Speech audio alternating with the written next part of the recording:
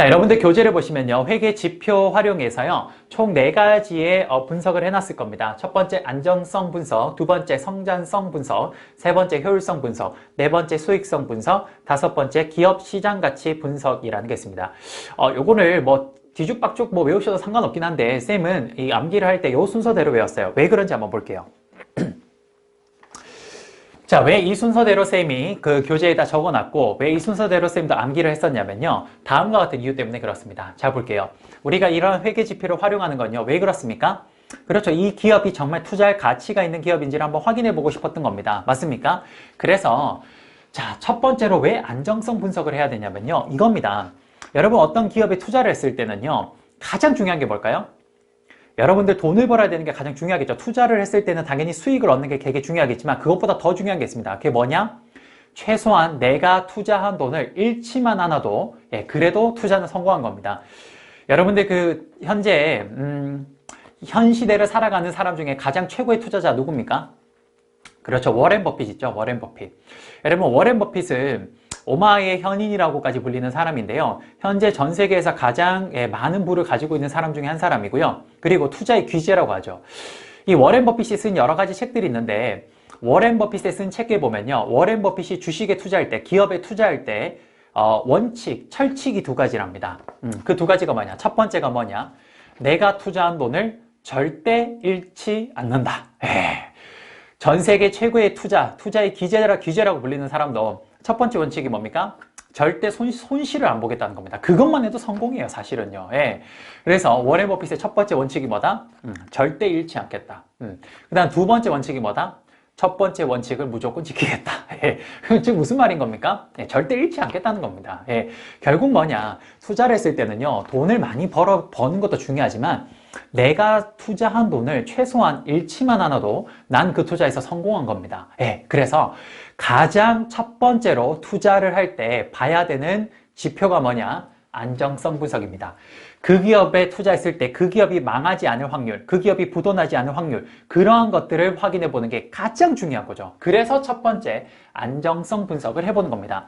예를 들어서 이런 거예요. 어떤 기업이요, 은행에서 부채를 엄청 많이 빌려와요. 그럼 아무리 그 기업이 부채를 많이 빌려왔을 때 그 기업이 그렇게 자본을 조달해 오는 게 저렴한 비용으로 조달해 오는 거라고 해도 그래도 여러분 부채를 많이 빌려오는 거 이게 좋을까요? 나쁠까요? 나쁩니다. 부채를 많이 지는 건요, 이건 결국 나중에는 그 스스로를 굉장히 힘들게 만드는 거예요. 그러다 보니까 부채를 많이 들고 온 기업이 있어요. 그럼 그런 기업이 예를 들어서 국제회계 기준에 맞춰서 재무제표를 잘 작성했고 회계 감사를 했을 때도 그래요. 그럼 크게 국제회계 기준에 어기지 않게 잘 작성한 겁니다. 왜? 부채를 많이 빌려오고 적게 빌려오고 그거는 회사의 사정이니까 그건 회계 기준에 어긋나는 건 아니에요. 그렇게 해서 적정 의견을 받고 외부 공시되어서 우리가 그걸 봅니다. 그럼 우리가 그걸 볼 때 이제 부채가 많은 기업이에요. 그럼 나는 좀 안정적인 투자를 하고 싶은 사람이면요. 그렇죠. 그런 지표를 보고 어떻게 하냐? 안정성 분석을 해보면서 나는 그런 기업은 배제하는 겁니다. 이해되십니까? 그래서 우리가 현재 투자할 수 있는 모든 기업 중에서 내가 정말 투자할 수 있는 알짜배기 기업이 뭔지를 선발해가는 과정이 이렇게 나오는 건데요. 첫 번째는 뭐냐? 전체 그 많은 기업들 중에서 첫 번째 걸러내야 될 스크리닝이 뭐냐? 안정성입니다.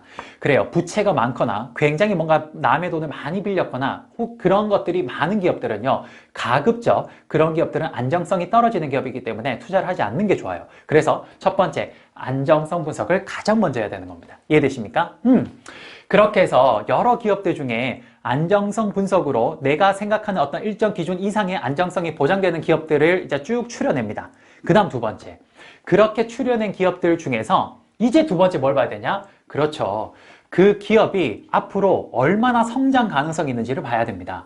자, 보통 여러분들 그런 말을 해요. 주식은 그 기업의 6개월 뒤의 모습이다라고 합니다. 현재 주가는요, 그 기업의 6개월 뒤의 모습이래요. 무슨 말이냐면요, 그 기업의 현재 주가는요, 그 기업이 6개월 뒤에 이렇게 될 거라고 예상을 하고 주가가 형성이 된다고 합니다. 그러면 예를 들어서 주가가 계속 올라간다는 말을 그 기업이 앞으로 6개월이나 1년 뒤에 계속 성장해 갈까라는 걸 알려준다라는 거죠. 맞습니까? 그래요.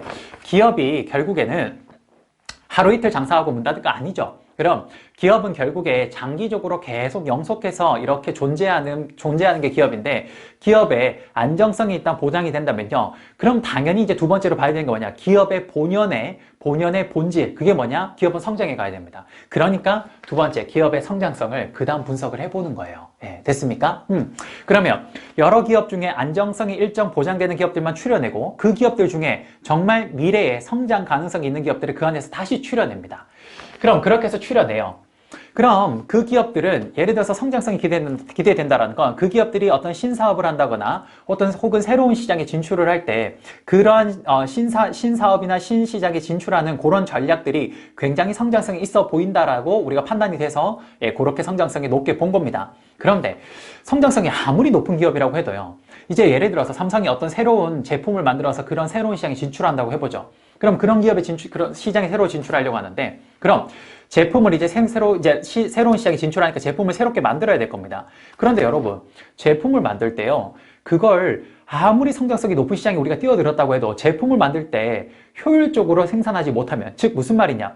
100만 원짜리 제품을 만드는데 그런데 내가 들어가는 비용이 110만 원이다. 그 의미가 있습니까? 아무런 의미가 없죠. 아무리 성장성이 높은 시장에 뛰어들었다고 해도 거기서 우리가 만들어낸 제품을 효율적으로 생산하지 못하면 그럼 우리는 아무런 의미가 없는 겁니다. 맞습니까? 그래서 성장성이 높은 기업을 선택하고 난 다음에 그 다음 세 번째로 봐야 되는 게 뭐냐? 그렇죠. 그 기업이 가지고 있는 자원을요. 얼마나 효율적으로 현재 잘 활용하는지를 봐야 될 겁니다. 맞습니까? 그래서 우리 세 번째 뭘 봐야 되냐? 기업의 효율성을 봐야 돼요. 왜? 기업이 가지고 있는 자원을 가지고 항상 기업은 뭡니까? 최소의 자원으로 최대의 이윤을 내는 게 기업이다 보니까 얼마나 이 효율성을 잘 지키고 있는지를 확인하는 게 세 번째 효율성 분석입니다. 됐습니까? 그러면 효율성 분석을 통해서 기업이 가지고 있는 자원을 공장에서 아주 효율적으로 잘 생산하는 기업들을 또 다시 추려내요. 그럼 이제 다시 그 다음 또 추려된 기업 중에서 이제 뭘 보는 겁니까? 그렇죠. 이제 그 기업의 수익성을 보는 겁니다. 그렇게 제품을 효율적으로 잘 만들어내도 시장에서 실제로 판매로 이루어지지 않으면 그거 아무 의미가 없는 거예요. 맞습니까? 그래서 실제 이제 잘 효율적으로 만들어진 제품을요. 시장에서 얼마만큼 판매가 잘 되어서 기업의 수익으로 연결되는지 그걸 네 번째로 수익성으로 봐야 되는 겁니다. 이해되십니까? 그래서 최종적으로 기업의 수익성이 가장 높은 기업들이 아주 좋은 기업이라는 거죠. 결국 1번부터 4번까지 스크리닝을 거치는 과정에서 이까지 수익성 분석까지 통과한 기업들은요. 그렇습니다. 대부분 좋은 기업이라고 보셔도 될 것 같아요. 이 4번까지, 4번까지 오는데 이 4번까지 오는데 뭘 활용하냐? 우리 회계의 정보들을 활용하고 있는 겁니다. 이해되십니까? 그래요. 그러면 이제 수익성 분석까지 끝이 나면 사실상 끝이 난 건데 이제 그렇게 되면 이제 이 기업에다가 이제 정말 괜찮은 기업에다가 투자를 하게 되는 거죠. 근데 이게 문제가 뭐냐? 투자를 할 때 우리 일반적으로는 주식시장 가서 투자를 합니다. 예를 들어서 삼성전자가 좋다 싶으면 이런 안정성, 성장성, 효율성, 수익성까지 분석을 했을 때 삼성전자가 정말 좋은 회사다라는 생각이 들면 이제 거기 투자를 하게 되겠죠. 그런데 주식시장에 가서 투자를 하려고 보면요. 참 재밌는 게 주식시장은요. 비효율적인, 비이성적인 현상을 많이 보이게 됩니다. 무슨 말이냐? 예를 들어서 삼성전자가 수익성까지 쭉 분석을 해보니까 적정한 삼성전자의 현재 가치는요 10만 원이 예를 들어서 적정하다고 해봐요.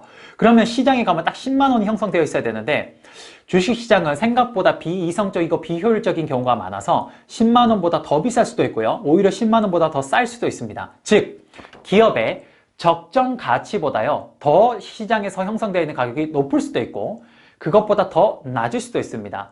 그러면 어떻게 해야 되는 거냐? 마지막으로 봐야 되는 게 바로 기업의 시장가치 분석인 겁니다. 즉 무슨 말이냐? 기업의 적정 가치가 10만 원인데 실제 지금 현장에서 12만 원에 10만 원보다 더 비싸게 팔리고 있다? 그럼 그 기업에 투자하면 안 되는 겁니다. 왜?